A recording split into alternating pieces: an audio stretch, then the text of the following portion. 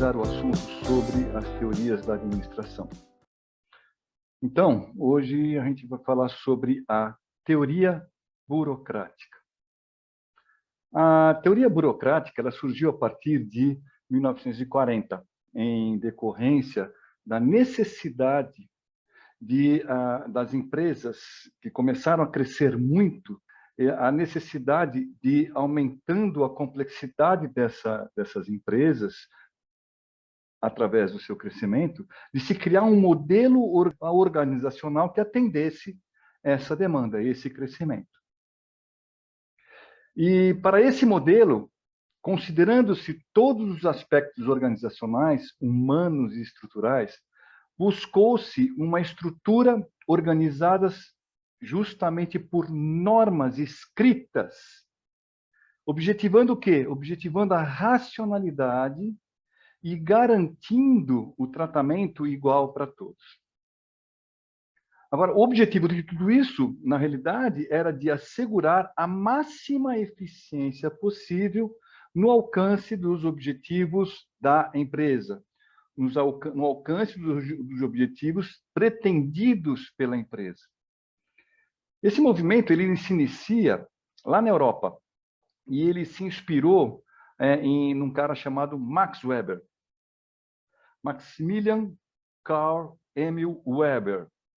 Ele foi intelectual, ele foi jurista, ele foi economista, alemão e considerado um dos fundadores da sociologia no mundo.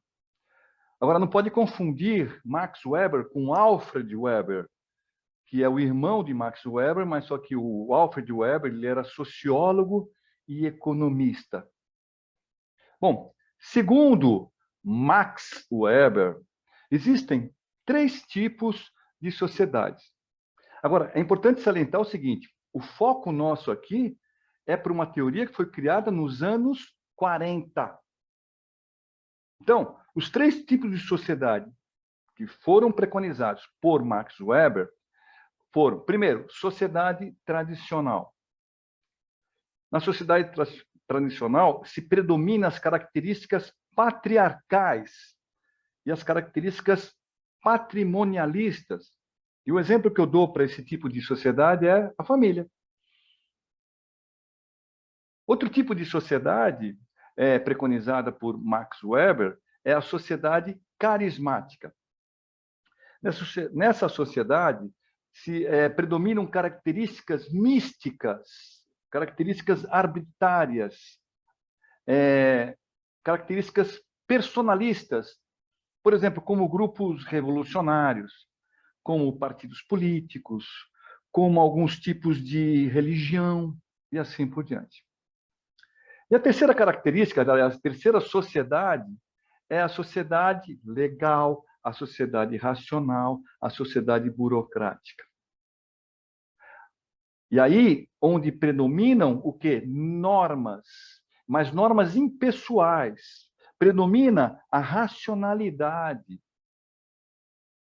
A racionalidade, por exemplo, na escolha de meios, na escolha de fins. E o exemplo que eu dou para esse tipo de sociedade é exatamente o quê? As grandes empresas. Outro tipo também de sociedade nesse sentido é as Forças Armadas, o Exército, Marinha, Aeronáutica, e assim por diante. Weber, ele também identifica os tipos de autoridades dentro de cada sociedade. 3 tipos também muito parecidos com o que eu já acabei de citar. Por exemplo, a autoridade tradicional. Lembra da sociedade tradicional? Pois bem, existe a autoridade tradicional. Essa autoridade é o poder tradicional. Esse poder tradicional ele tem origem na devoção, no respeito, no louvor dos comandados e que passam de geração para geração. Agora, a legitimidade desse tipo de autoridade está diretamente ligada à confiança. Esse tipo de poder também, ele não é racional, não existe norma para isso, e pode ser transmitido por herança. O exemplo que eu posso dar nesse sentido é a família real, no caso, a rainha da Inglaterra. A rainha da Inglaterra tem os respeitos de seus comandantes, dos seus súditos, e se ela morrer, ela vai passar o poder dela, a autoridade dela, como herança para um outro membro da família real. Agora, aquela observação, só vai ser legítimo, vamos dizer que ela morra, aí ela passa, por herança, a autoridade dela para um outro membro da família. Mas se o outro membro não tiver a confiança dos súditos, não dá certo. Esse é o único empecilho dentro da autoridade tradicional. Outro tipo de autoridade é a autoridade carismática. Essa autoridade carismática, os subordinados, eles aceitam ordens do superior com algumas justificativas. É como já justificadas. Isso por quê? Por conta da influência da personalidade e influência da liderança do superior com o qual essas pessoas se identificam. Nesse caso da autoridade carismática, a pessoa está na pessoa do líder. Ela não é racional. E ela, nesse caso aí, não pode ser transferida. Um exemplo desse tipo de autoridade, por exemplo, é o Gandhi. O Gandhi, ele não podia chegar, o indiano, ele não podia chegar e falar, não, agora a minha autoridade, quem vai responder por mim, quem vai fazer tudo por mim vai ser tal pessoa. Os súditos dele, as pessoas que são subordinadas a ele, as pessoas que são devotas ao Gandhi, não iriam deixar de maneira alguma. Ou seja, esse tipo de autoridade não pode ser transferido. Ok? E o último tipo de autoridade, preconizado justamente pelo nosso autor Weber, ele é a autoridade legal, a autoridade racional, ou seja, a autoridade burocrática. Neste caso, a obediência não é devido a alguma pessoa em si, seja por qualidades pessoais, seja por qualidades excepcionais, pela tradição, mas sim por um conjunto de regras, conjunto de regulamentos, até mesmo de leis que são previamente estabelecidas. Então, o que acontece nesse tipo de autoridade? É justamente o que acontece, por exemplo, numa empresa.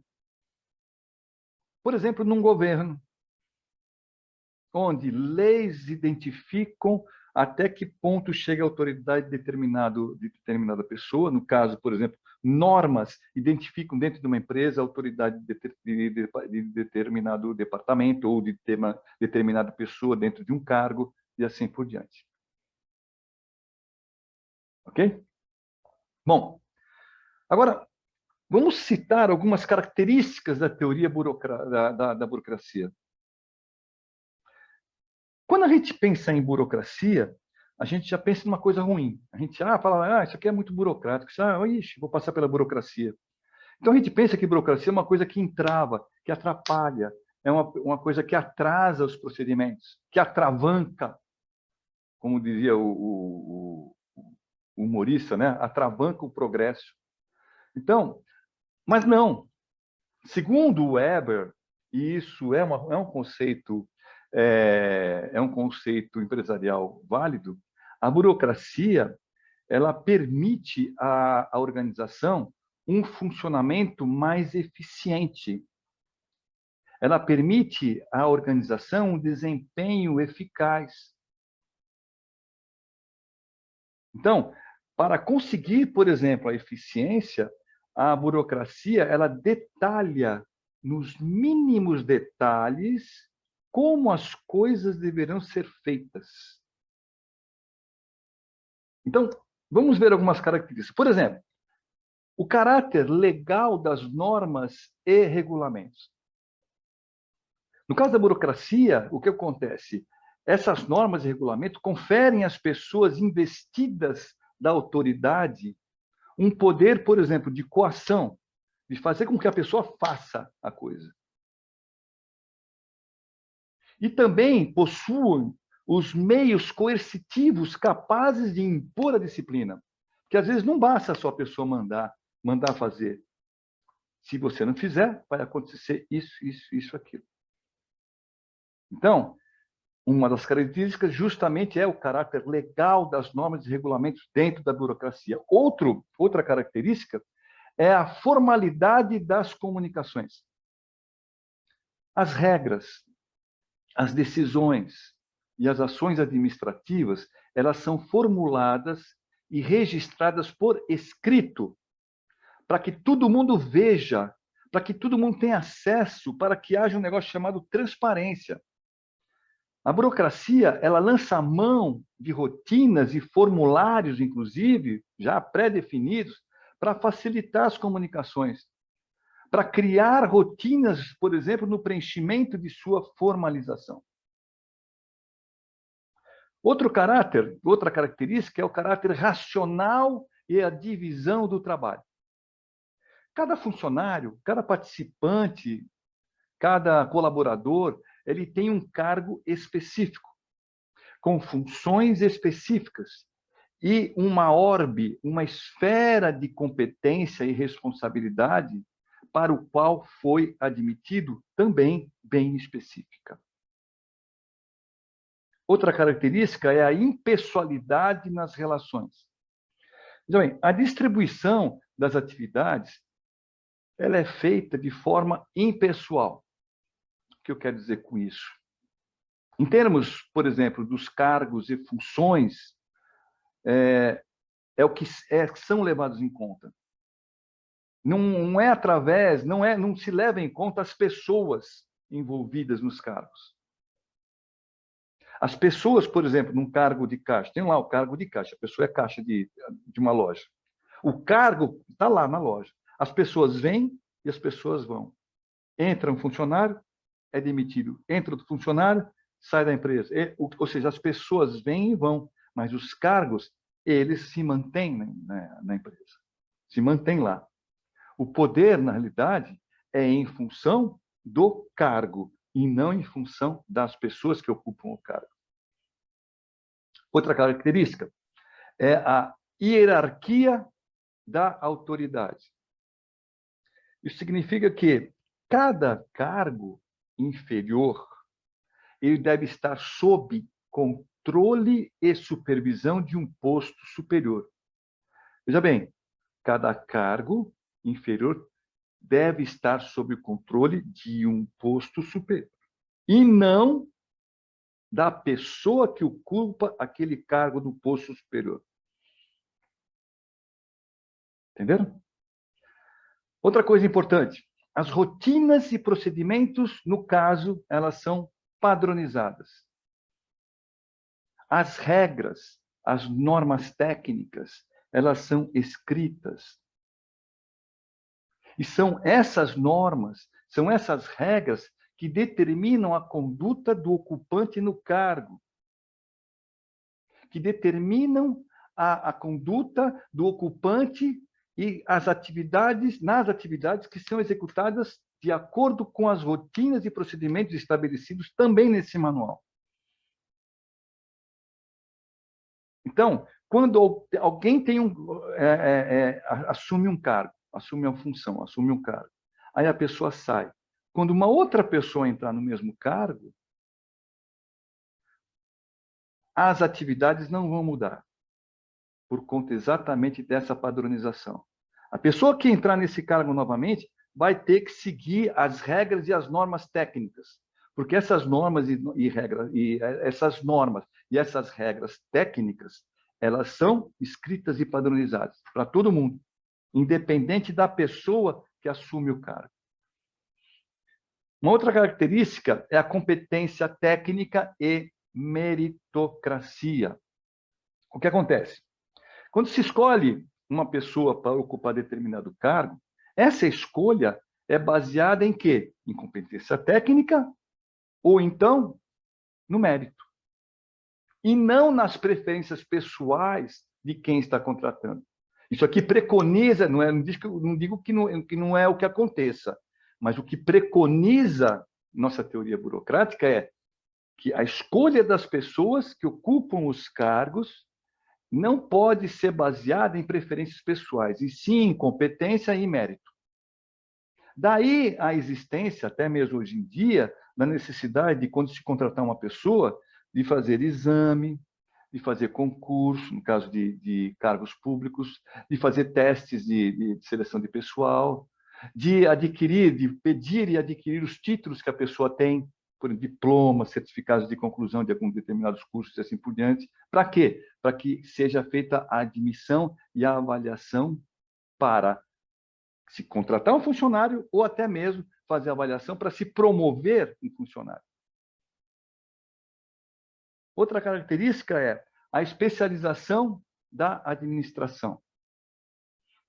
Significa o seguinte: a pessoa ocupa um cargo, por exemplo, de dirigente, de gerente. Essa pessoa que ocupa o cargo de dirigente, ela não necessariamente não precisa ser o dono do negócio, o dono da empresa, mas um profissional especializado para aquele tipo de administração. O exemplo que eu dou é o seguinte: imagine que você tem uma padaria. O dono da padaria, quando é uma padaria só, uma única empresa, aí o que acontece? Ele administra tudo. Se duvidar, até a contabilidade ele faz. Mas se de repente ele abre 10 padarias, pronto. Ele próprio não vai ter competência técnica, não vai ter a competência educacional, o conhecimento administrativo para poder dirigir as 10 padarias. Então, o que ele faz? Ele contrata gerentes e contrata, inclusive, uma pessoa especializada para aquele tipo de administração, como eu acabei de falar para vocês. Aí sim, essa pessoa não é o dono da empresa, mas ela administra a empresa como um todo. Outra característica é a profissionalização dos componentes, dos participantes. Por exemplo, se você foi aprovado num concurso público, um determinado cargo, se você fez um teste, passou no teste e foi contratado, e esse cargo, por exemplo, é um cargo especializado, isso acontece por quê? Porque você está profissionalmente adaptado. Você é um profissional daquela área dentro da empresa, onde, por exemplo, você vai seguir uma carreira. Perfeito? E a última característica que eu posso citar para vocês é a previsibilidade de funcionamento. Não é simples, é a completa previsibilidade de funcionamento. A teoria, ela supõe que o comportamento de todos os membros da organização, funcionários, gerentes, coordenadores, diretores, dono da empresa e tudo mais, é perfeitamente previsível. Perfeito? Isso é o que tem que falar, então, sobre a teoria burocrática. Agora a gente vai partir para uma outra teoria, inclusive quase que inversa a essa, que é a teoria que a gente chama de teoria comportamental. Essa teoria comportamental ela surgiu a partir de um livro de um cara chamado Herbert Simon. O nome do livro é O Comportamento Administrativo. E onde ele desenvolve uma teoria de decisões. O que seria essa teoria de decisões? Ela diz que, essa teoria do Simon diz o seguinte: a decisão é muito mais importante do que a ação. Então, e falando um pouco desse cara, do Herbert Simon, porque é importante, o cara realmente foi um economista americano muito importante. Ele, por exemplo, esse cara que inventou que foi, que a teoria comportamental derivou a partir da teoria dele, de um livro dele. Ele foi, por exemplo, ele recebeu o prêmio de ciências econômicas na época que era ainda em memória de Alfred Nobel, isso foi em 78. Ele foi pesquisador nos campos de psicologia cognitiva, informática, administração pública, sociologia econômica, inclusive filosofia. E muitas vezes o pessoal escreveu sobre ele como sendo um verdadeiro polímata. Polímata. Agora vocês me pegaram. E o que é um polímata? Eu vou fazer agora, vou abrir um parênteses desse tamanho, bem grande, para explicar mais ou menos sobre esse termo. é uma pessoa cujo conhecimento ele não está restrito a uma única área. É alguém com grande conhecimento em diversos assuntos. Por exemplo, Leonardo da Vinci. Ele, por exemplo, é um célebre polímata. Ele é considerado um gênio das áreas mais distintas, que vão desde física, matemática, arquitetura, até mesmo pintura e escultura. Então, aqui no Brasil também a gente tem nossos polímatas. Santos Dumont, todo mundo sabe quem é, o inventor do avião. Era um polímata. Dom Pedro II, que também todo mundo sabe quem é, mas, por exemplo, não sabiam que ele governou, por exemplo, filho, né? Filho de Dom Pedro I e Maria Leopoldina, e governou o Brasil de 1840, a partir de 1840. E no governo fez muitas coisas boas que o caracterizaram como um polímata.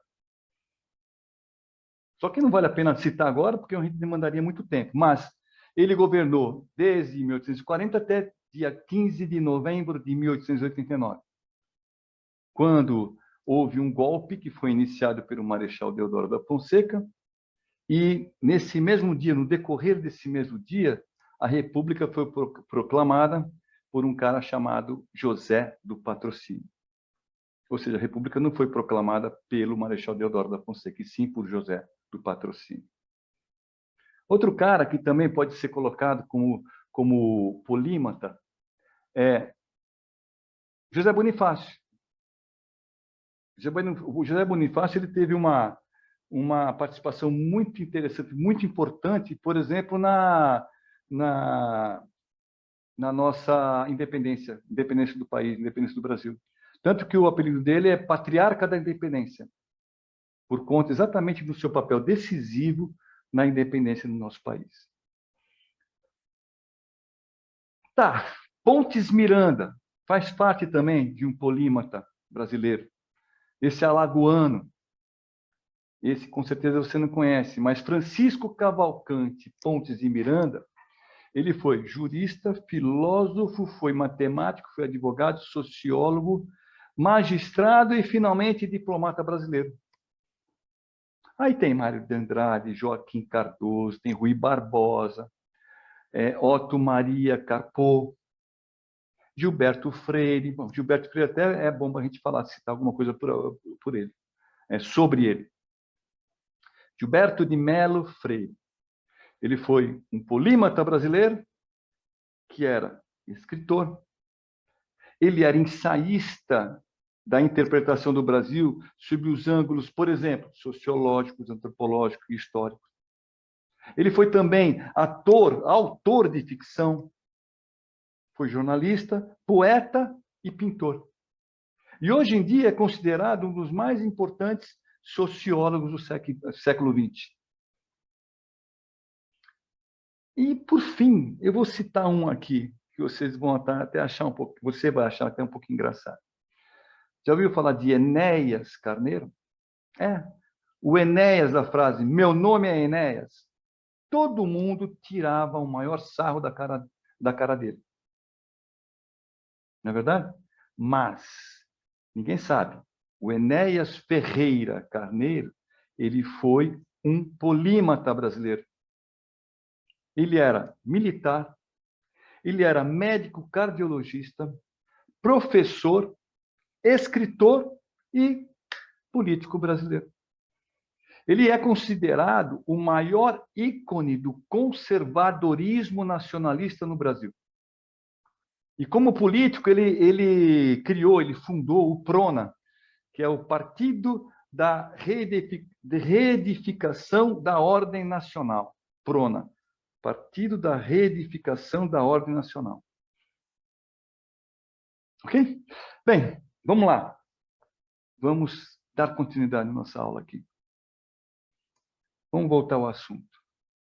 Bem, voltando ao assunto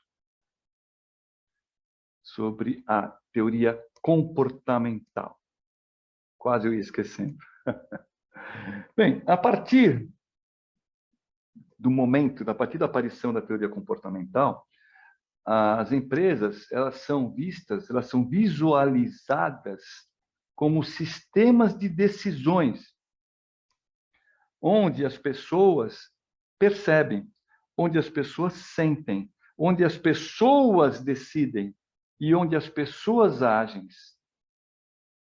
Isso tudo, todos esses atos, que são definidos através de seus comportamentos. Os seus comportamentos frente a determinadas situações com que se deparam. E se deparam cotidianamente, se deparam esporadicamente, assim por diante. A administração, sobre a ótica dessa teoria comportamental, né, da teoria que a gente cita como sendo teoria comportamental, a administração, sob a ótica dessa teoria, da teoria comportamental, ela não pode deixar de lado esses aspectos comportamentais e aspectos comportamentais, consequentemente, de quem? Das pessoas. A teoria comportamental, ela descende diretamente, ela vem, né? Ela aparece, né? Ela é filha diretamente da escola das relações humanas, que a gente estudou, se não me engano, na segunda aula, a segunda parte dessas aulas, nossas aulas aqui de teorias administrativas. E mantém a tradição de deixar os aspectos formais em segundo plano. Para quê? Para se dedicar completamente aos aspectos comportamentais, os aspectos informais. No caso, os aspectos formais que ela deixa em segundo plano são aspectos relacionados a normas, a leis, aspectos normativos, né? E assim por diante, procedimentos e assim por diante. Enfim, a teoria comportamental, ou a gente pode dizer também teoria behaviorista da administração, ela veio significar uma nova direção, um novo enfoque dentro da teoria administrativa, que é o seguinte: a abordagem das ciências do comportamento, o abandono das posições normativas e prescritivas das teorias anteriores e a adoção de posições explicativas e descritivas, subjetivas. A ênfase permanente em quê? Nas pessoas. Mas tudo isso dentro de um contexto organizacional. Ok? Então, vamos à próxima teoria. Vamos lá. Essa teoria é uma teoria meio complicada, eu vou passar muito por cima dela. Trata-se da teoria sistêmica, a teoria geral de sistemas. Ela foi influenciada por Ludwig von Bertalanffy, um alemão. E esse alemão dizia que sistemas não podem ser estudados pela simples análise isolada de suas partes, que eles são interdependentes, influenciando-se mutuamente. Eu não vou me esticar muito nessa teoria, porque ela é muito complexa e extensa. Só para você ter uma ideia, você, para estudar ela, você tem que compreender, ter conhecimento de algumas características de sistemas. Por exemplo, propósito, globalismo, entropia e homeostasia. Já complicou a cabeça, né? Sobre a entrada de processo, para a parte de parâmetros de sistemas, dá para você trabalhar. Por exemplo, entradas de processo, saída, retroação e ambiente. Quem trabalha com TI dá até para você identificar isso. Mas quem não trabalha, não dá. E, finalmente, essa teoria preconiza que o sistema aberto é o que melhor permite uma análise, ao mesmo tempo, profunda e ampla das organizações. Certo, pessoal? E, finalmente, finalizando nossa disciplina de teorias da administração, vou falar agora rapidamente sobre a teoria da contingência. E quando a gente fala de contingência, o significado dessa palavra é o seguinte: é algo que acontece, que é incerto ou eventual, que pode acontecer ou não. E tudo isso dependendo de quê? Das circunstâncias. De repente acaba a energia elétrica aqui da sala. Pode acabar ou pode não acabar. A palavra contingência se refere a uma proposição cuja a verdade ou falsidade somente vai ser conhecida, uma ou outra, pela experiência, pela evidência, e não pela razão. Vai acabar a energia elétrica aqui. Eu vou planejar acabar a energia elétrica? Não vou. Vai acontecer ou não? Eu vou passar ou não por essa experiência? Ou seja, não vai ser a razão, vai ser a experiência, a evidência. A teoria da contingência, ela considera tudo relativo. Para ela, não existe um modelo absoluto que possa ser utilizado em todas as situações. O que você vai fazer, como você vai reagir a determinadas situações, isso tudo vai depender das variáveis do ambiente, que determinarão quais vão ser as decisões que deverão ser tomadas, por exemplo, pela organização. Se acabar a energia elétrica aqui à noite, ou acabar a energia elétrica aqui de dia, as ações mudam. Se for de dia, basicamente a gente abre uma janela, abre uma porta. À noite, se acabar a energia à noite, muda tudo. Aí, obrigatoriamente, a gente vai ter que ligar uma lanterna, provavelmente vai ter que ter uma luz aí com bateria para a gente continuar o trabalho. Então, isso é basicamente o foco da teoria de contingência.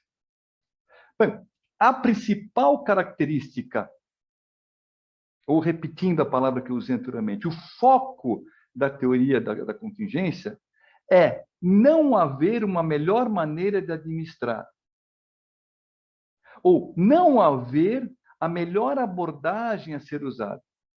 Isso por quê? Porque a empresa, pela teoria, ela precisa estar constantemente se adaptando às mudanças ambientais.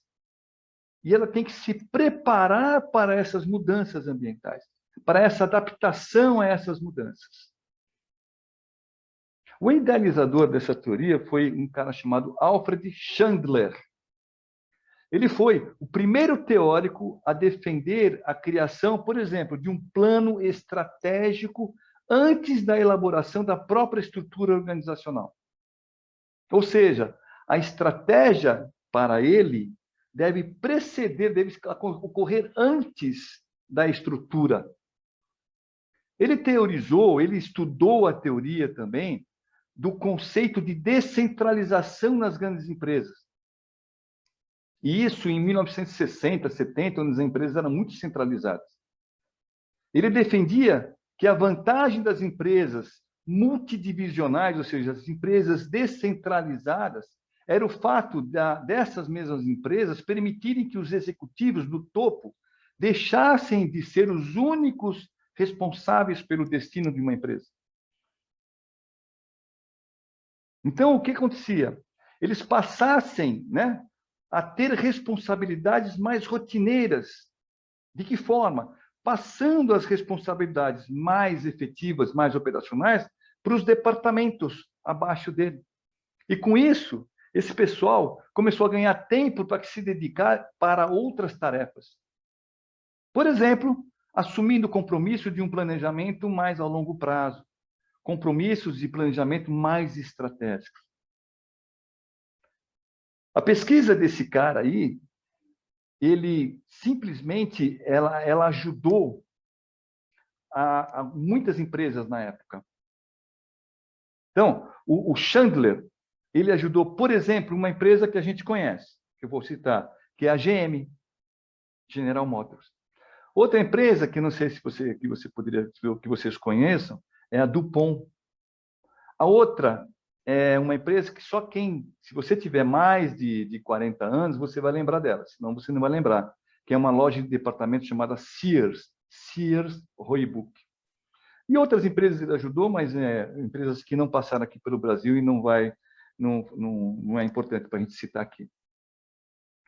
E o que o Chandler concluiu?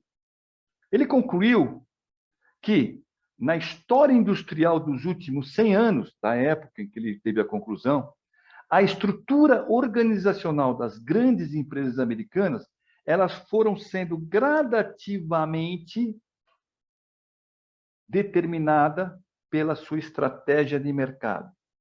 As estruturas foram mudando gradativamente de acordo com o mercado, de acordo com a situação contingencial do mercado, por exemplo. E, por fim, Chandler cita o seguinte, que a estrutura organizacional ela corresponde ao desenho da organização. E o que é que significa isso? Significa que a estrutura organizacional ela corresponde à forma organizacional que ela assumiu para integrar os seus recursos humanos, materiais. Enquanto que, ou melhor dizendo, a estratégia, nesse caso, corresponde a um negócio chamado Plano Global de Alocação dos Recursos, para atender uma demanda do ambiente. Perfeito, pessoal? Bem,